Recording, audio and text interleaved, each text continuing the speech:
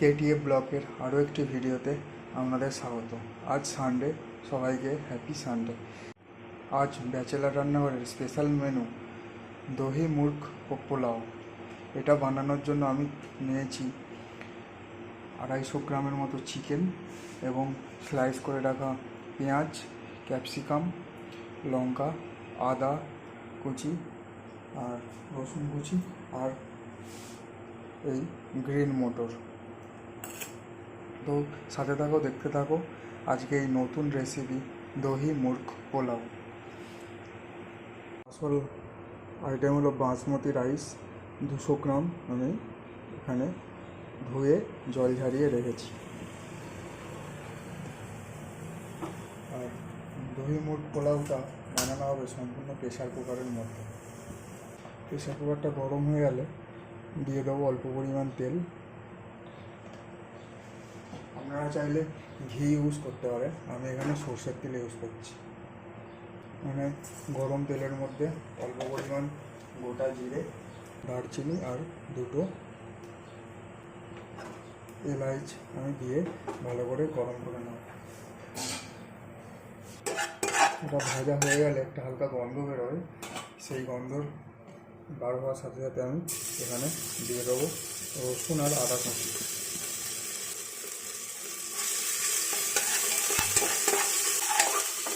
রসুন আর আদাটা একটু হালকা ভাজা হয়ে গেলে আমি এখানে অ্যাড করে দেবো কাঁচা লঙ্কা আর কেটে রাখা স্লাইস পেঁয়াজগুলো।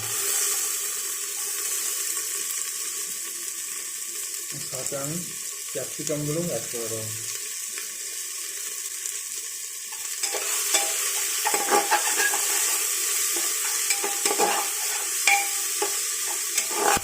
পেঁয়াজগুলোকে আমি নেড়ে নেড়ে মোটামুটি আদা সিদ্ধ একটু লাল লাল হবে ততক্ষণ ভেজে নেব। পেঁয়াজ দিয়ে তাড়াতাড়ি গলানোর জন্য আমি ইউজ করে নেব পরিমাণ মতো লবণ।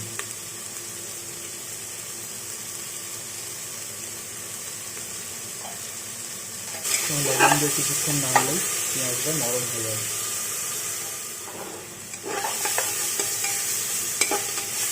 পেঁয়াজগুলো প্রায় আমার ভাজা হয়ে থেকে জাস্ট আর একটুখানি লাল করে নেব, তাহলে আমাদের পেঁয়াজ ভাজা কমপ্লিট।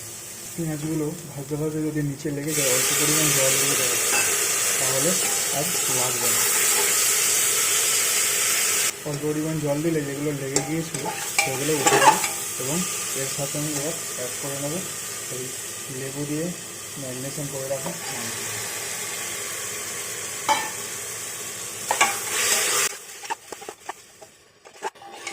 এটা আমি হাই ফ্লেমে 1-2 মিনিট ভালো করে মাংসটা ভেজে নেব।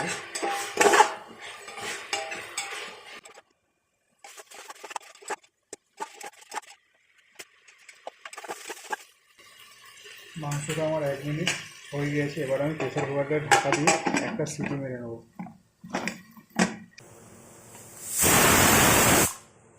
আমাদের একটা সিটি পড়ে গেছে, তাই গ্যাসটা বন্ধ করে দিলাম।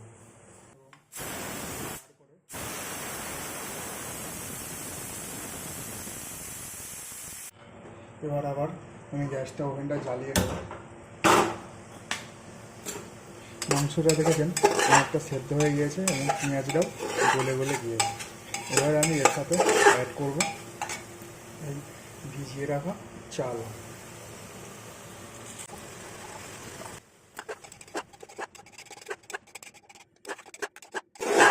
সুন্দর একটা গন্ধ বেরিয়েছে মাংসের সাথে পেঁয়াজের। এতে আপনারা চাইলে কিছু ড্রাই ফ্রুটও ইউজ করতে পারেন। হালকা করে ভেজে নেব।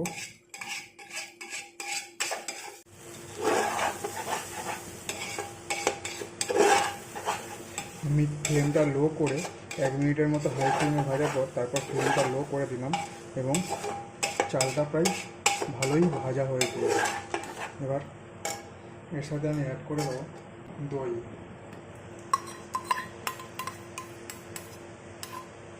এটা আপনারা দেখে নেবেন দইটা টক বেশি না তো, কারণ টক বেশি হলে পোলাওটা বেশি টক টক হয়ে যাবে, তো আপনাদের ভালো নাও লাগতে পারে। যারা টক পছন্দ করেন তাদের ক্ষেত্রে হয়তো ভালো লাগবে, কিন্তু যারা টক পছন্দ করেন না তাদের ক্ষেত্রে হয়তো ভালো নাও লাগতে পারে। আমি পাই এখানে দেড় বাটি, এরকম বাটি পরিমাণ 1.5 বাটি আমি দই দিয়েছি এবং এটাকে ভালো করে মিশিয়ে নেব।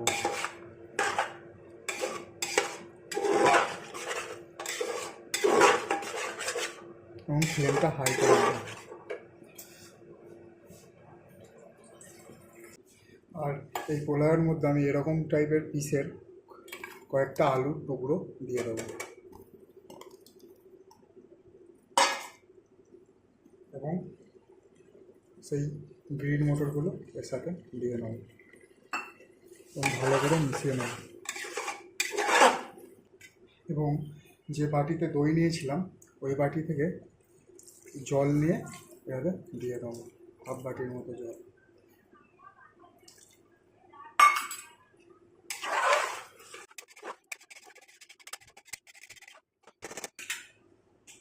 এবার এটা ফ্লেমটা হাই করে দিয়ে ঢাকা দিয়ে দিলাম এবং প্রথমটা হাই ফ্লেমে একটা সিটি এবং ফ্লেমটা লো করে দিয়ে আর একটা সিটি দিয়ে দিলেই তৈরি হয়ে যাবে আমাদের দহি মোরগ পোলাও।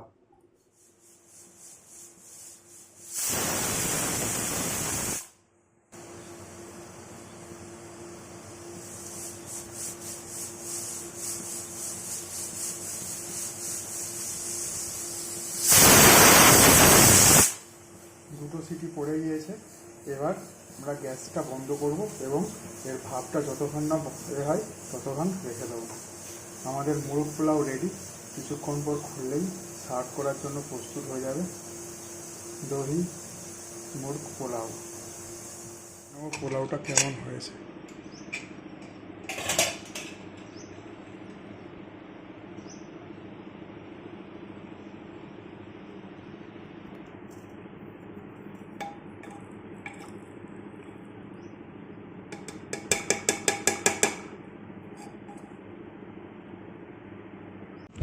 এই হচ্ছে পোলাও, সার্ভ করে নিয়েছি।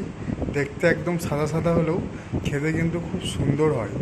তো আপনারাও এইভাবে চটপট বানিয়ে নিতে পারেন দহি মুরগ পোলাও। এটা বানাতে সবথেকে বেশি 30 মিনিটের বেশি সময় লাগবে না। ব্যাচেলারদের হাতে সময় থাকে না বা ঘরে কোনো সময় কোনো গেস্ট চলে এলে চিকেন যদি ফ্রিজে থাকে সহজেই রান্না করে নিতে পারেন এই দহি মুরগ পোলাও। সাথে থাকো, দেখতে থাকো এই নতুন নতুন রেসিপি। যদি ভালো লাগে অবশ্যই লাইক, কমেন্ট এবং শেয়ার করবেন এবং বন্ধুদেরকে শেয়ার করে তাদেরকেও এই রেসিপি বানিয়ে খেতে বলবেন এবং ভালো লাগলে অবশ্যই কমেন্টে জানিয়ে দেবেন।